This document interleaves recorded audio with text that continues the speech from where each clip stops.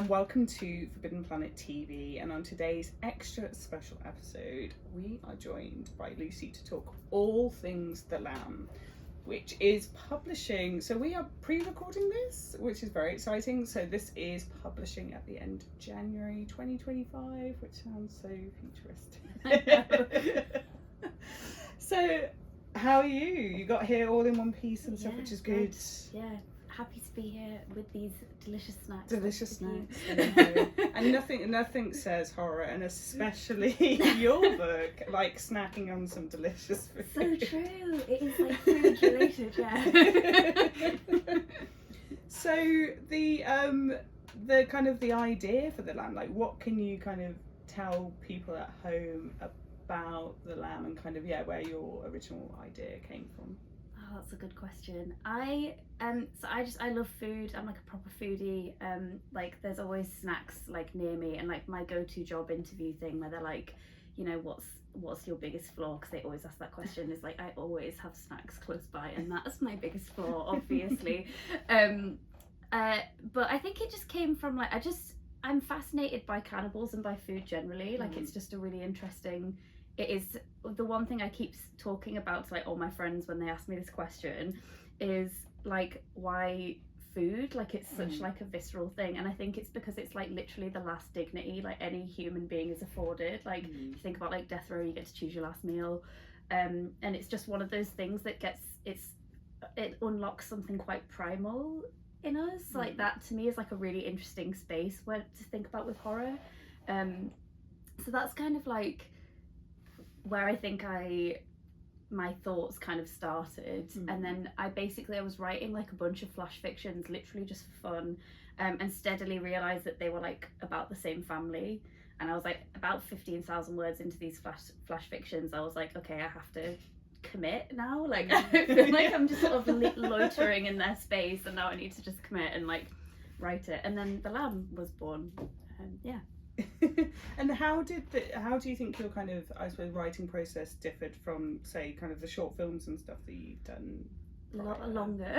So much more longer. time. I don't know. I think with like short films, like for horror, like short form is perfect because you get to like write suspense in such a controlled, confined space, and short form is like the best thing for horror. Like my favorite horrors are all like creepypastas. Love kind of like internet urban spaces like the back rooms, which are all really short form as well.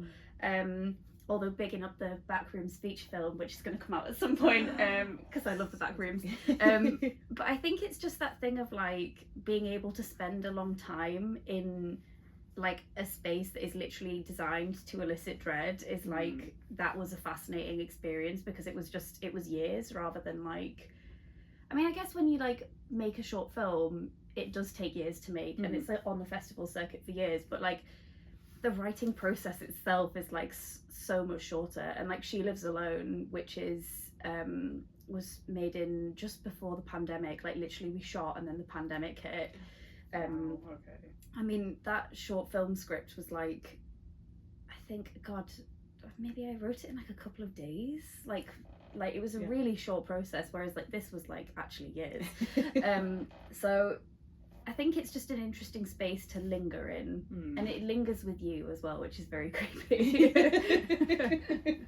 I think there is something about talking about the kind of, I suppose a lot of people have said about the renaissance of horror and more publishers kind of picking up horror now, and how there are kind of certain, whether it's a book or a film or a game or whatever, they really kind of, when the atmosphere is right, when there's something that kind of clicks, it really does stick with you. So yeah, and this book is definitely that. So what can you tell us about Margot and her mama? What can I say? So the story of The Lamb is about Margot and her mum, who live in this like super ramshackle pebble dash cottage like in the middle of a wood. Classics, we love spooky houses in the wood. And their life is like generally quite normal, except for the fact that they eat people instead of like non-people foods. So they basically like pick up strays, they call them strays. It's usually like lost hikers or people who've broken down, and they kind of lure them into their warm but dishevelled homestead and poison them, and then cook them into a pie or a stew or a roast, just any delicious food basically. But that kind of all changes when a new stray comes into the space, and Mama kind of falls in love with this stray and realizes that she's not a stray, and the whole dynamic shifts between this family. It is just, yeah, I loved writing it. It was so much fun. Just chaos. It does kind of, with the the folk tale element, because we had Sam Horton on recently for Gorse, and a similar thing, kind of where you're just like, I'm not sure about visiting Cumbria anymore. No, it's really nice. But the I suppose the folkloric element, and where quite often when you go to places like Cumbria or Cornwall or places that just feel so kind of the Celtic rich. regions, they're like, well, there's such interesting spaces because like the history of them is so fascinating. Sorry, I'm gonna try and not go into like a TED deep talk. dive. Welcome to my TED talk. It is like, it's so fascinating because like the way like people think of like Britain and the United Kingdom as like one thing, and actually like it was way back like literally thousands of years ago, it was like it was all these different little regions, and like the Celtic region was Cornwall and like Wales and Cumbria, and these were like little facets that had their own little cultures and their own languages that are like, you know, Cumbric is lost, like nobody's ever going to know what those words mean. It's got such a rich history, and because it was like fought over so much and colonized by like the Romans and the Anglos and the Celts and also the Norse, like it's just, you can still hear that in like the language. So like I used to live in like proper farmer territory, like in the middle of nowhere, and like the farmers would literally be like, oh, you're going yam, which means you're going home. But it's that lingers from like Norse language, that dialect. It's so specific. Sorry for going down such a deep dive there, but it's so interesting that how like that can linger on a place, and like that's such a staple of horror. It's like place is always such a staple of any like horror story. And it's just, I think it's so interesting how like a history can like get stuck on something and you can still feel it. And I think that so many people across different cultures can definitely identify with that. There's such a kind of such a kind of richness to both kind of your language kind of as well as imagining and always like I freaking love something with a haunted kind of house. That there's just something about that is one of my kind of favourite, like it's a classic, a haunted space. Like I think it's that thing of like I don't know if anybody watches Community, but like there's a scene in it which I think is great and like summarises my relationship to inanimate objects and spaces, which is the main character Jeff holds up a pencil and gives it a name, and then he snaps it in half, and everybody goes, oh! And it's like do you know when you give like like something that isn't conscious, like a personality, like a house? Yes. I just find it endlessly fascinating how humans are like so drawn to like, they put their humanity into everything, and that is, to me, that is a haunted house. Like you've just put your humanity into it, and all of your baggage, like. There is I keep forgetting the name of the author. I think it's a small press, but there is a horror book called Man Fuck This House. Oh, that sounds and great. it's a very kind of very short, like 250 pages, but I think just the premise is that just get out of the house. But I just love it. It's Man Fuck This House. I know, I need to read that. Even after this is done, please tell me where I can find that book. It's just so good. But yeah, talking about the idea of objects as well, because that's another thing quite often obviously in horror, and just thinking about things like the kind of Evil Dead and kind of having like that kind of the Book of the Dead or Grimoire, or you know, some object that kind of hooks everything around it. we obviously have Margot kind of, I suppose, collecting things. Oh, she's a little. She loves her trinkets. Yeah, she loves her trinkets. Yeah, she's a magpie. She's drawn to all the shiny things. They like keep. So these characters, they like keep. After they've killed someone and put them into a pie or a stew or like whatever, they like keep little pieces of them, like shoes or clothing. And I find like Mama, who's the mother of the main character, she's so interesting to me because she's horrid and wicked and like all of these terrible things, and she still has this like her own version of this humanity, which I find fascinating. Like the way she kind of takes those objects from these people to remember them by. It's like that. It's such a strange dissonance to like want to consume somebody so that they're no longer around, but then to like want to keep pieces of them at the same time. That like always really fascinated me about her character, and I definitely think that's something that Margot has like picked up on. Like I love the scene where she eats her friend's hair. Like like I was like, mood girl, like I can't. Not any of my friends watching this, I do not eat your hair. Like but I just find that really interesting. It comes back to that objects thing, like the way we put meaning into an object. Like if I decided this glass suddenly had so much meaning, I would be tempted to take it with me, but I'm not gonna do that. It's like, unless it's like enchanted. You never know. This is the thing. And it's so interesting just in the writing, because you have these lyrical, always quite beautiful scenes, and then you'll have kind of the mother picking her kind of yellow teeth, like picking the meat out of her teeth, like next to it, and you're just like, ooh. There can be beautiful things next to like truly heinous, truly gross, truly creepy scenes. So another thing I really enjoyed about The Lamb, and again it's something I think horror can explore so well, is kind of really dark themes, like really kind of things about humanity we don't normally kind of like to discuss, and horror is so just gnarly. It's so like, horror is like, okay, horror is the best genre. Sorry, I said it. Like it is actually the best genre. It rocks. It is literally like, it's so allegorical, and you can just do anything with it. I just think it's the bravest genre of all of the genres, because it's willing to go to places that no one else is willing to even touch. And all of my best, like my favorite films, my favorite books are all like horror, like adjacent or horror, because they are so bold. And I just love things that do something really wacky. Like one of my favorite horror movies is Suspiria, but the original Suspiria, which is like utterly insane. Like that movie is just like, I don't know, like Dario Argento, genius, but like literally he was like, I'm gonna make a horror movie about a dance school and witches, and it's gonna be gory, and there's gonna be like some of the most explicit violence you've ever seen, but also it's all pink. Like like I love that. Like it's just so like, people could just be really bonkers and batty with it, and like I dig it. It's great.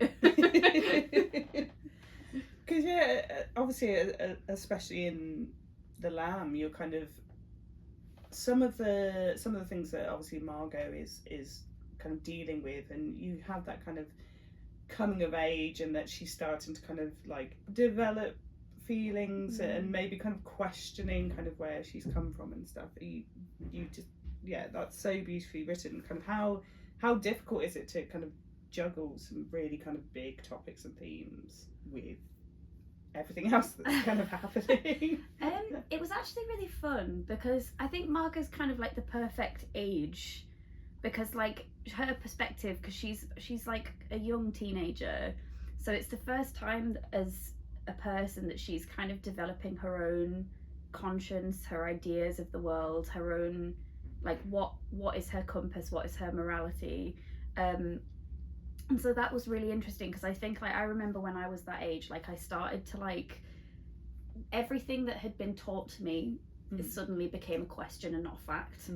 And that is a very interesting space to be in, because you kind of develop your own mind. It's also great for conflict, because she would just answer back more in the text, and like be generally more of a little bitch, which I love about her. But she, you know, I think that's a fascinating time, and because she was so curious, that kind of opened the door for me to look at all those themes that I wanted to explore. And I also think that, like, when you're a teenage girl, there's like this sort of like glaze when you're a kid, which is like, being a girl is so great, you're gonna love it, like it's the best thing, like you're gonna get to do your makeup and like all of that cool stuff and like wear pretty dresses and la la la la la, and then you hit like 11 and you're like, no, like that's not this isn't what I signed up for.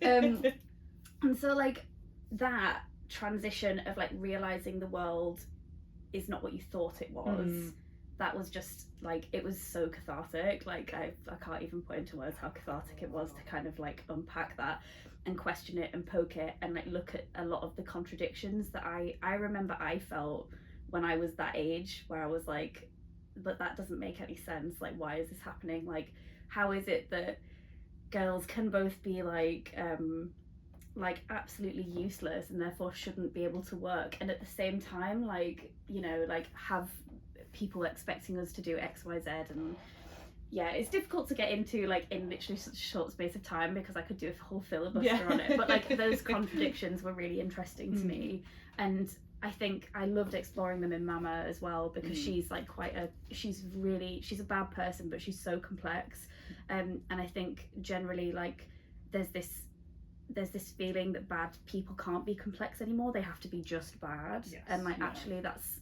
not the case, she's so complicated, and there's these beautiful moments where you kind of, the horror just sort of like just gives it a breath, and you get to see her, like why she became the way she is, and like what she experienced in terms of like the larger socialization of women to become as hungry as she is, which I loved doing. It's so cathartic. Yes, yeah, and I think there is something as well, I think, and it's probably something as a female reader kind of reading this, that there is something very visceral, like you touched on, obviously, when you're kind of getting to 11, 12 and you start kind of questioning what has always been the status quo, and it does hit, I think it hits different as like a female reader reading that, because I remember doing this. I was a huge Take That fan, like embarrassingly. Oh my god, no, same, trying, like, best Morrison's advert ever, like. And then I suddenly went through that kind of like, that awkward, like, you're starting to be a teenager and stuff. I remember like chopping off my hair, which made my dad sad, because he was just like, you know, I loved your long hair, so, you know, like dyeing your hair and stuff. I remember ripping down my Take That posters and cutting up the curtains, and then putting up a System of a Down poster. That is so visceral.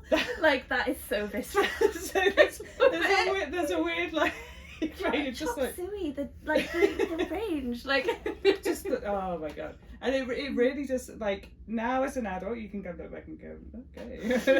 That was intense. That's an intense time. But it's so weird, because in the moment, yeah, it's all about, you know, what is my truth, like what I've been told or led to believe. Yeah, you do start to question that, and obviously with Margot, that there's layers. There's layers to that. Another kind of really interesting topic as well that kind of connects to, I suppose, that idea of womanhood is kind of the different types of love and stuff that you kind of cover in here, because you have the kind of parental love, and then you have her kind of, I suppose, reaching out to even like the bus driver, that there's that. The bus driver. God, I just Steve. just having that kind of like, I don't know, looking for someone to kind of talk to, some kind of, you know, I don't know. I loved writing about love. Like I love love. Like I love horror about love. Like it's my favourite thing. Again, it's such a primal human thing to love. It's like, of all the things that have evolved out of us, like love is like has stayed, and I love that.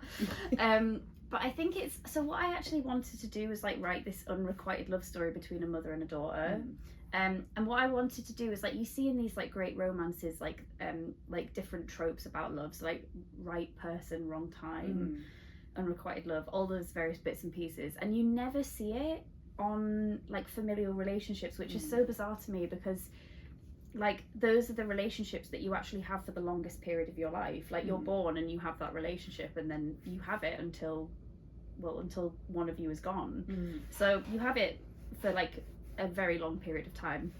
And I think it's because like nipping at familial relationships is like really taboo actually, and people don't love to do it. So I just found it really fun to like basically pick at that and go like, oh, I'm not really supposed to do this, but I'm gonna have a little explore of that. But it was really fun to kind of take those tropes that are typically designed and have been traditionally used on like romantic stories and like put it onto like a family. It kind of allows you to prod and poke and like kind of pull back the layers in like a different way to like a relationship within a story. Yeah, it's when you kind of get almost kind of a different style of relationship, or at least you know, that kind of different interpretation. I was just thinking about a similar book earlier this year, the latest Christopher Golden, which was incredible. He actually had his main couple were in a very happy marriage, and I was just like, that never happens in horror. Slay for them. It's just like they kind of moved to a new country, but there hasn't been, I suppose with horror quite often there are the maybe slightly overused tropes of, you know, someone's cheated and they're starting again and they're buying a house and they're gonna find some tapes in the attic. It's just so, it is so refreshing when you kind of read a different relationship. So it's just wonderful. So I suppose we have to talk about as the book progresses, and we're not going to too many spoilers for people out there, but I suppose the way that Margot starts to see her mom differently and the kind of more monster themed, like, oh, okay. How fun was that to kind of, I suppose, write that disintegration and that kind of change? It was just so slay. I loved it so much. One of my favorite things is like fairy tales. I just love them. Folk tales, and like in that tiny little, it was like outside Carlisle, fielded area. I think technically it was actually a hamlet rather than a village because it was that small. But like folk tales were like, I just remember them being such a huge part of my childhood. Like we'd like the farmers would tell you stuff. The farmer's wife always used to tell me folk tales like all the time. She used to do my hair for the school disco and just yabber on about like loads of different gnarly things, like la la la, werewolf in the wood, la la la. But they were just such like a part of the fabric of like how I viewed the world, because we talk about it on the bus, we tell each other stories on the bus to scare each other, like vampire stories and whatnot, and like really specific niche folk tales that like nobody really knows of outside of Cumbria because they're so specific to that place. So that was kind of a huge part of like unpicking Mama and like her narrative, because I love fables, I love folk tales, fairy tales, but I wanted to inject some of that into her in kind of because obviously she's not a nice person, so like I say but because she's not a nice person, but I wanted to put that into her, like all those things that I love to put into her, because it made her a lot easier to write, just on a level of like she was hard to write because she does some really nasty things, and sometimes I'd be writing it and I'd just be like, can I do this? But I wanted to put all of that like folklore into her, because I think it's how she is like so clearly like absolutely delulu, and like I think she actually has a very similar worldview to Margot in a way, even though they're quite different. They view the world through a lens of like, there's this sort of whimsy, I want to say. It's not like Charlie and the Chocolate Factory whimsy, but like, or maybe it is actually, because you know, like someone that's quite sinister, drowning in like a chocolate tube is like a bit, but you know, but I think it's putting that into her made it that disintegration and that decay like a lot easier to write, because it immediately kind of, even though the book kind of hints at speculative occasionally, like it kind of gave me license to not keep it as like grounded and dry as like maybe like a different version of this story would have existed. It kind of gave me license to kind of push a little bit and just push that character and make her kind of decay from the inside happen a little bit more dramatically, which I love drama in stories. I can't be doing with like dry stories. Like I need drama, I need emotion, I need all of those things for it to feel really compelling. And so I just wanted to give her that liquid. Because I think for like any book that sticks with you and that you love, I think either a character is you kind of, they've either got to be your hero or they've got to be your villain, but they can't be exactly. No, I know wishy-washy exactly. And she challenged me so much as a character, because like she's so obviously doing terrible things, but like all the time I was like kind of like, okay, like I understand you, I get it, like and that, like that's actually, I think like, so I have like a really sort of, I think in my own head, like one of my actual flaws, you know, keeping chocolate in my desk aside, is like I have like a really black and white sense of like morality. Like I'm very like either like yes I agree with this, or like no I'm really against that. And like she is the opposite of that. Like her morality is just such a blur. And I enjoy writing characters that challenge me as a person and like challenge my point of view on the world. I'm not gonna start eating people, but like you know, like that is to me when I know I've found something really interesting, because I start to question my own worldview. So she was great for that. And there's something very interesting, both I suppose with her speech and also with kind of how Eden talks, is there's kind of a poetic kind of almost lyrical nature to how they talk, and you can always feel yourself being lulled in at points. Like you're just I can see why, you know, if you broke down near their house, because there's like we would be pies. Exactly. You'd be like, oh yeah, sure, I'll come in and shower from the rain. It's anytime. It's not going to end well. So we're gonna come on to some of your kind of looking at your favorite kind of horror books, films and games, and kind of what you think has influenced your writing and what you would kind of love to do in the future. Obviously there's examples, you know, like I was just thinking of things like Fresh Meat, which was such a good film. I mean, I loved that movie. Like it just slapped. I mean, there were so many influences for The Lamb. I'm gonna come out straight off the bat with like quite an unexpected one, which is What Remains of Edith Finch. I don't know if you've played it. Okay, yeah. It is like, it's not, I think it's horror adjacent. It's very like, the reason I like it is because it's quite uncanny at points, and like that opening vignette of the game where you're wandering through the wood towards the house and there's the monologue, I was like, this is so Hill House coded, I love it. I was like straight into my veins and I was hooked from that second. But I loved the emotional pulse of it. Like even in there's like certain rooms that you go into within this house, it's kind of like a open world game for people who haven't played it, where you just kind of explore this house and you try to figure out why people in this family keep dying. Such a good game. I'm gonna go home and play it straight away. But there's such it's so uncanny, and yet at the same time, like, to kind of contrast that, there was such a sadness to it at the same time, and I loved that mix of feeling scared and sad. Like, that's such a strange thing to feel, because sadness is such a soft feeling. It's such like there's a calmness to sadness, whereas like to fear, there's a threat, you're on edge, you're like, your body's, it's the complete opposite. So to feel those things at the same time, I was like, that the way that has made me feel those things is like so insanely clever. Everybody play it. So also I loved absolutely loved The Haunting of Hill House by Shirley Jackson. It's literally like my favorite book. I read it several times a year. It just slaps, and I love the Mike Flanagan version of the story as well.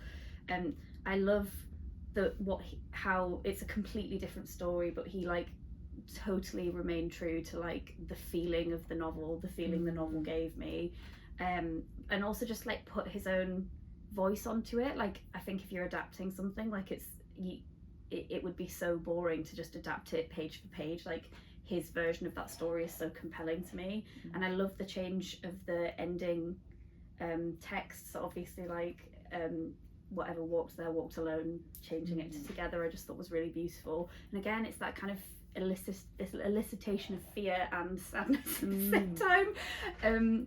God, what else? There's so many things. Bones and All, I absolutely love, like especially the movie. That director, I just think he can make anything and I will watch it. And I also, do you know, I loved Spencer, which isn't, again, it's sort of horror adjacent. It's got horrific elements where she's like eating literal pearls out of soup and there's like a crunch and then she's vomiting and dancing. It's great. I love that. One of my favourite movies is the adaptation of Turn of the Screw, which is The Innocents, which is just like literally like so ahead of its time. You would not believe it was made in 1961. It is the best horror movie ever made. I think everybody needs to go watch it. There's so many influences, and I think it all stems down to that kind of like, in relationships, when there's like a breakdown of any kind, like I wanted to capture the sadness and the fear that you feel when you know you're losing a relationship, because you do feel both of them at the same time, which is why I think that combination is so clever, and it kind of, so many people love it because it's quite a common one that people feel in their own lives. Yeah, definitely. I mean, coming back to the idea of, I suppose, horror kind of dealing with things that kind of affect us day to day, but just, you know, being unashamedly like, here is this thing. I have recently finished the Silent Hill 2 remake, and that's something that very kind of, because you've obviously got the main character dealing with the death of his wife, and also kind of coming to terms with the guilt and everything for, you know, maybe feeling that you didn't do enough, or feeling that at times because she was ill that you wanted her to die. And there's just some really interesting things that you come across with kind of sympathy and with grief and with the guilt. It's so interesting though, because like horror, like if you look back, I think that's a staple of like millennial horror. I think that's a staple of millennial horror, because you don't necessarily see that combination. If you look back through, like, you know, go to like 90s horror, 80s horror, 70s horror, 60s horror, you don't necessarily see that so strongly. And I think are millennials all sad? Yes, let's be real. Like I don't know, so I think there's something interesting about like what each generation, how they manifest their horror, and to me that is kind of a big thing that I've seen a lot of lately in horror movies and in books and also in games and TV shows. And I just think that's like a natural progression of like the horror voice and like what it's becoming. I definitely think in the 90s it was like super angry and I miss that. I kind of want some of that back. But I find so interesting, the way you can watch the evolution of horror, the way you can see how at the time people were feeling, how people were responding to things politically that were happening, and how that was like manifesting through like creatures or situations or different conflicts. Sorry. No. I always, in fact, I can talk about horror like all day. I think like, I suppose the big thing is it's not to do with the monster anymore. Like it used to be the scare, or it's like things in like the 90s, just thinking of even things like Scream and stuff, it was about the thing that was chasing you, or, you know, it's about the aftermath. No, I agree. It's about that's such a good observation. How to go back, because even with the more recent kind of Scream films, when they're kind of bringing it back, it's now about like, how has Sydney survived? Well, she's turned into like, so true, a crazed woman in the wilderness, just locks on every door with like codes, guns. But you would, right? It's so true. And like, think about the Scream franchise and like how that's evolved. That's a really good example of like how you can track horror's evolution, because it responds to the meta context and the zeitgeist of it, the time it comes out, which is just great. But like I look at like the most recent one, and that one has such a strong emotional pulse between the story of two sisters. It is basically like the Frozen of horror. Like it is, you know, it's about these two sisters who just want to connect, and you know, one of them feels like the other one's pulling away. It's literally describing the plot of Frozen, emotional plot of Frozen, and then they come together through a shared trauma.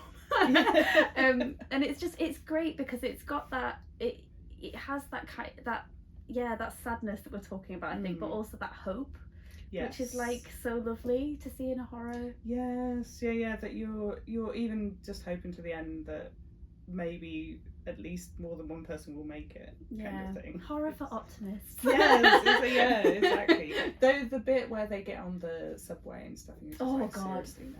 I'm just like, please don't get on that subway. That is get such on the enclosed. Yeah. Or just, you know what, get your steps in, walk, like please. Yeah, walk, run. Just literally, even if it takes you like several days, trust me, just walk.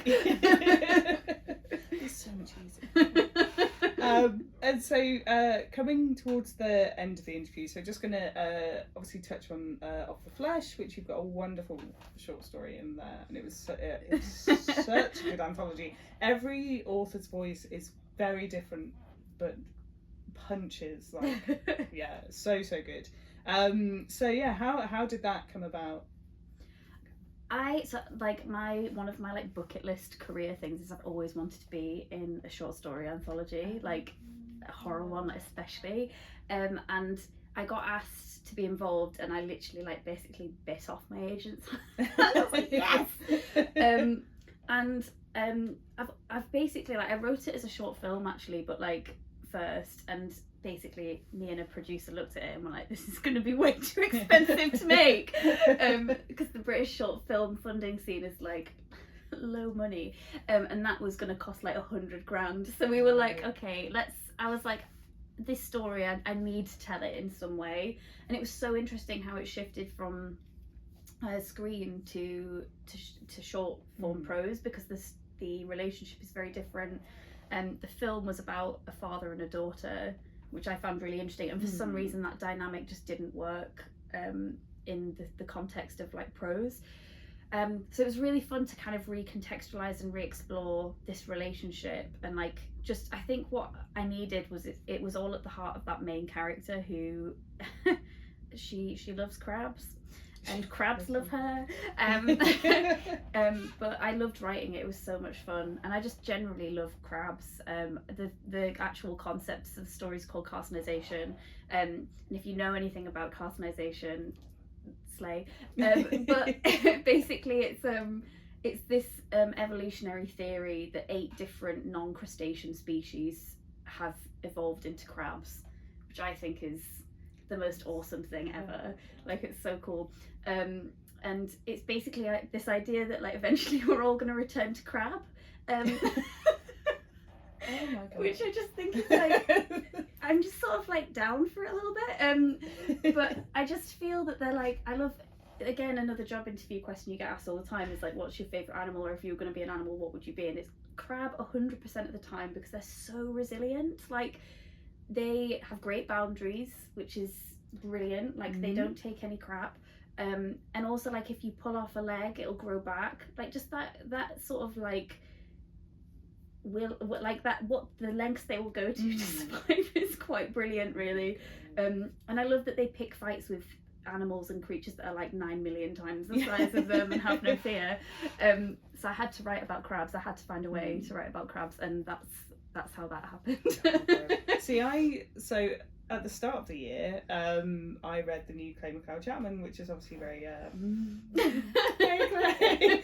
He was on here a little while ago, and I thought, crabs, okay, this is freaking terrifying, but I loved it. And then so reading this, I was like, crabs! Yes. They're back. Crabs are coming back. They're back. Yep. So long may they reign. I agree. And long may we become crabs as well. Yes. That's a new kind of new level reach. My commitment to the crab is I'm willing to become one at some point. But yeah, it was just, the collection was amazing, and there's kind of something for everyone in there, which is great, because, you know, some people would prefer something more kind of psychological or more kind of body horror. It's definitely more leaning towards body horror, but I ain't mad at it. So, very, very good. And to finish our interview today, final 2 questions. So what are you working on next? So I'm still figuring it out, but I know that it's coastal, and I'm really excited to work with that space. Is there more crabs? Oh, sadly no. I wish there was more crabs. I might like put in a cheeky little crab for you now, like you could just, or just a little like picture of a crab. Just a little picture of a crab. There is a lot to do with animals in it, okay, so maybe a crab could make an appearance. Actually, I hadn't considered that. So that's what I'm working on at the minute. I'm really excited about it. I'm still kind of in that fun discovery, creative buzzy stage where you're like pulling it apart and reassembling it and then pulling it apart again and then over and over, which is the best part of the process, I think, because you're sort of understanding who it is. Yeah, that's what I'm working on next. Oh, that's very exciting. And for your last question, what are you currently reading, watching, and what are you playing? Oh, okay. I'm replaying Baldur's Gate 3 for like the 9 millionth time. I just started it like recently. Oh my god, I thought. We can debrief after this. It's the best game ever. I've literally logged over on this game. Yeah. It's so good and so addictive, and the replayability is great because the choices you make kind of change the shape of the narrative, so it's really good. So that's what I'm playing. I'm reading God, what's it? I've literally just picked it up. Is it Patricia Wants a Cuddle? Oh yes. I've literally just started it. I'm on like page 2. So okay, great. So I'm gonna hopefully finish that on my train. What am I watching? I have a stack of Blu-rays at home that I'm trying to get through of like BFI ghost story vibes and like which I'm hoping to get through before Christmas Day, because we build up to like The Exorcist on Christmas Day or like The Omen, so like sort of like horror light and then like something like absolutely nuts on Christmas Day. So that's I'm slipping in like The Elf every now and then for just like funsies, but like just chipping away at my list. Will you be one of the ones, because I know I will be watching Nosferatu on New Year's Day? Oh god, absolutely. I can't even. I have like begged every single person I know in the film industry trying to find a screener of that movie, being like, does anyone have one? I need to see it. But yes, I will be. It just looks too I good. will be seated. Yes. And at that point, as much as we love our families, it'll be time to go to the cinema and watch something. Goodbye. But thank you, Lucy, so much for joining us today. And yes, whenever this goes live, Lucy's going to be popping into one, if not more, of our stores to sign a load of stock. You have to go check out The Lamb. It's been one of my favourite books I've read this year, though it comes out next year. But yeah, go check it out, and we'll see you next time. Bye. Bye. If you're enjoying watching Forbidden Planet TV and you're enjoying watching us talk to the world's most interesting and accomplished filmmakers, authors, artists, musicians, creators, subscribe right here. See you soon.